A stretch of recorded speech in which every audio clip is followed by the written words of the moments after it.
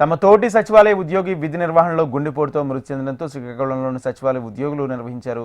ఆయన ఆత్మకు శాంతి చేకూరాలని ఓల్డ్ బస్టాండ్ నుంచి 7 రోడ్ల కోడ్ల వరకు క్యాండిల్ ర్యాలీ చేపట్టారు. తోటి ఉద్యోగి మరణంతో ఆవేదన వ్యక్తం చేశారు. ఆయన ఆత్మశాంతి కోసం కొద్దిసేపు మౌనం పాటించారు. ప్రతి పనిని సచివాలయ ఉద్యోగులతోనే చేస్తున్నారని అన్నారు. ఉదయం 6 గంటలకు యోగా కార్యక్రమంలో పాల్గొని తర్వాత డ్యూటీ చేయాలని, ఉదయం నుండి రాత్రి 10 గంటల వరకు కంటిన్యూగా డ్యూటీలో ఎలా చేస్తారంటూ ప్రశ్నించారు. తమ బాధలను అధికారులు అర్థం చేసుకుని తమకు న్యాయం చేయాలని కోరారు.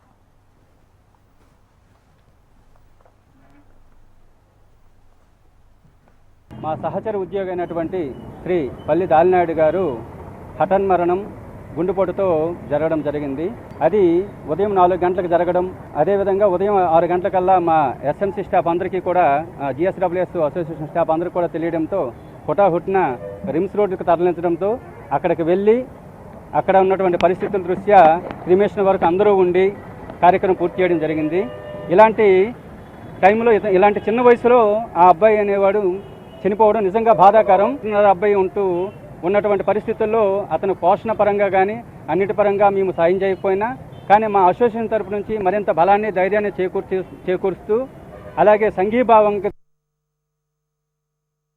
అంటే మాకే కాదు రాష్ట్రంలో అందరి సచివాలయ ఉద్యోగులు కూడా ఈరోజు ప్రధానంగా రైస్ కార్డులే కానీ, అదేవిధంగా అప్డేట్ ఈకేవైసీ కానీ, అదేవిధంగా న్యూ అప్డేట్ ఈకేవైసీ కానీ, లేకపోతే ముఖ్యంగా మనకి ఆర్టీఎఫ్కి సంబంధించినటువంటి తంబలు కానీ, ఫీజు రియంబర్స్మెంట్ తంబలు కానీ, హౌస్ హోల్డ్ జియో ట్యాగింగ్ కానీ, ఇటీవల కాలంలో వచ్చినటువంటి యోగాంధ్ర.